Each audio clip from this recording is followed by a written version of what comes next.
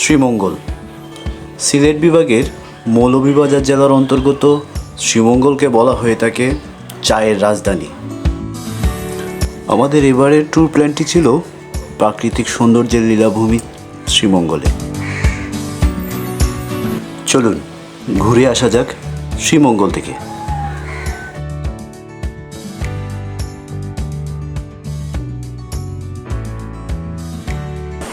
বাংলাদেশে সবচেয়ে বেশি বৃষ্টিপাত হয় মৌলভীবাজারের শ্রীমঙ্গলে। তো এবার ভারী বর্ষায় বৃষ্টি বিলাস করতে আমরা চলেছি শ্রীমঙ্গলের উদ্দেশ্যে।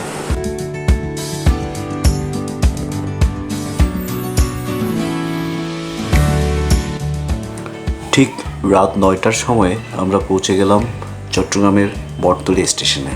চট্টগ্রাম থেকে সিলেটগামী ট্রেনটি ছাড়বে ঠিক ৯টা ৪৫ এই ঈদে বাড়ি ফেরা মানুষের চাপে ট্রেনের টিকিট পাওয়া অনেক কষ্টসাধ্য, কিন্তু আমার বেশ কিছু টিমমেট আছে যাদের অক্লান্ত পরিশ্রমের ফলে আমরা সেই সোনার হরিণটি পেয়ে গেছি। ট্রেনের টিকিট জোগাড় হয়ে গেছে।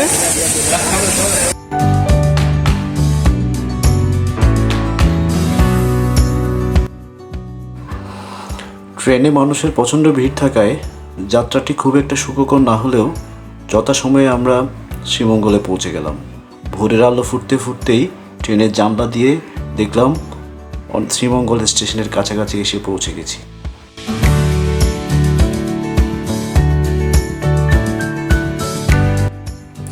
শ্রীমঙ্গল স্টেশনে এসে পৌঁছলাম ভোর ৫টায়।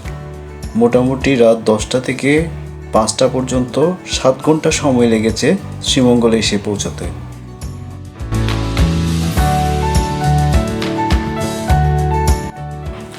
আমাদের ট্রিপটি যেহেতু ২ দিনের, তো আমরা সিদ্ধান্ত নিলাম প্রথম দিনে আমরা সিটি এবং এর আশেপাশের জায়গাগুলো ঘুরে দেখব এবং দ্বিতীয় দিন যাব ভয়ঙ্কর সুন্দর হামহাম ঝর্ণার উদ্দেশ্যে।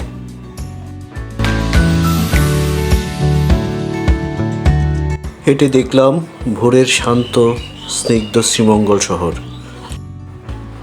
একটু ফ্রেশ হয়েই ব্রেকফাস্টটা সেরে নিলাম। ইতিমধ্যেই আগে যোগাযোগ করে রাখা ড্রাইভারের সাথে কথা বলা হলো, কিছুক্ষণের মধ্যেই এসে উনি আমাদেরকে পিক আপ করবেন।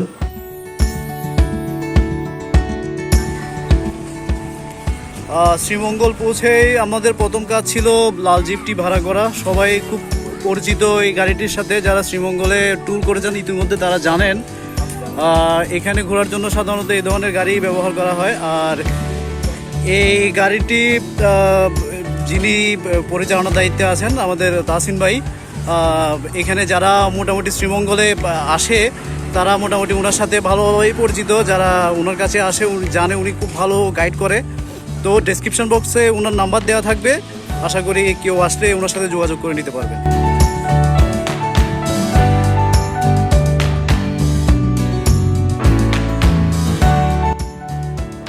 প্রথমেই চলে এলাম লাওয়াচড়া জাতীয় উদ্যানে।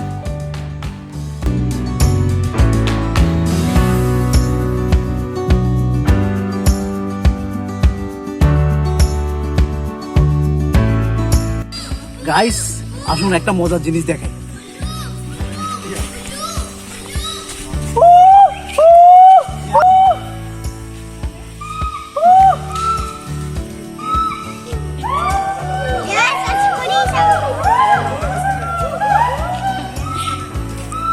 শ্রীমঙ্গল ভবনের এই পর্যায়ে চলে আসলাম দার্জিলিং টিলা।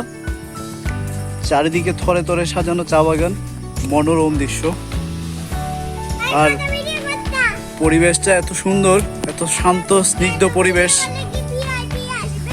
অসাধারণ ভিউ।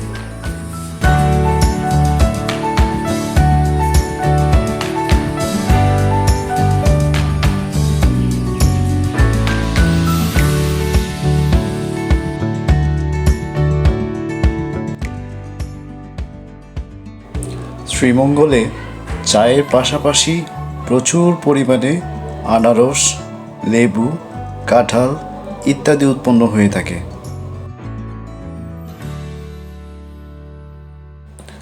পথের পাশে ফ্রেশ আনারস বিক্রি হতে দেখে সদল বলে ঝাঁপিয়ে পড়লাম আনারস খাওয়ার উদ্দেশ্যে।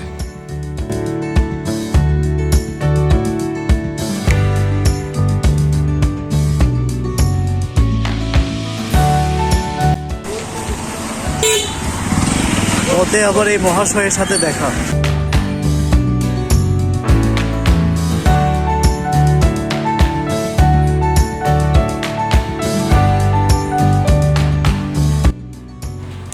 দুপুর 12টার দিকে কটেজে চেক ইন করলাম। আমাদের কটেজটির নাম ছিল জঙ্গল কটেজ। ঝামেলা এড়াতে ফোনে যোগাযোগ করে কটেজটি আগেই বুকিং দিয়ে রেখেছিলাম। পাহাড়ি অরণ্যে ঘেরা এই সুন্দর কটেজটিতে পরিপাটি করে সাজানো সুপ্রশস্ত রুমগুলোতে ছিল আধুনিক সকল সুযোগ সুবিধা। এসি, ফ্রিজ, ওয়াইফাই এবং ইলেকট্রিক কেটলি দেওয়া ছিল প্রতিটি রুমে। ব্যালকনিতে দাঁড়ালে চোখে পড়বে বাইরের চমৎকার প্রাকৃতিক পরিবেশ।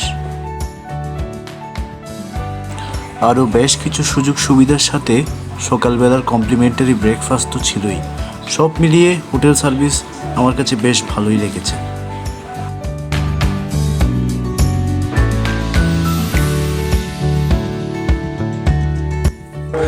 লাঞ্চ সেরে আবার বেরিয়ে পড়লাম সাইট সিইং এর উদ্দেশ্যে। চলে এলাম লাল টিলাতে। এখানকার মাটিগুলো এতই লাল, চারিদিকে তাকালে মনে হয় যেন মঙ্গল গ্রহে চলে এসেছি। সেই সাথে সবুজের সমারোহ আছে, দু চোখ যেদিকে যায় শুধু চা বাগান আর চা বাগান। শ্রীমঙ্গলে মূলত চা বাগানেরই সাম্রাজ্য। চায়ের রাজধানী খ্যাত শ্রীমঙ্গলে আপনি যেখানেই যাবেন চা বাগানই দেখবেন। তো লাল মাটির চূড়ায় এখানে দেখা যাচ্ছে একটি মন্দির। তো আমরা এ পর্যায়ে ওখানে আসলাম।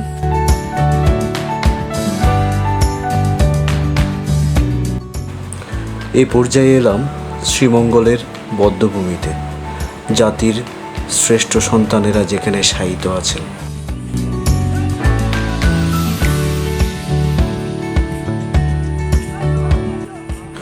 সন্ধ্যার চা পান পর্ব হয়েছিল নীলকণ্ঠের 7 রঙের চায়ের দোকানে। আমি অবশ্য কফিটি ট্রাই করেছিলাম, যার স্বাদ ছিল অতুলনীয়।